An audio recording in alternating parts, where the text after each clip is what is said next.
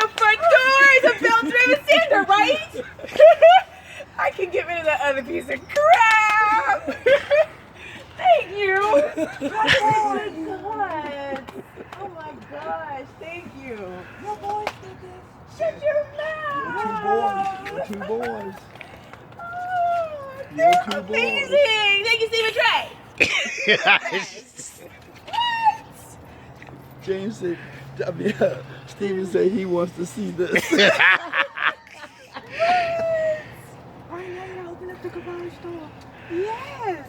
Because the other one, I pushed it to the corner. I'm like, you're a shelf. The only thing I didn't get with this is the wrench to change the blade How often do you change your blade? when it gets dull. Okay. He's been cutting aluminum on it. Okay. So he has a carbide tip aluminum blade on there. He told the boys he found it would go to Pennsylvania Shut up. to get it. Went there Monday morning. Went up there Monday.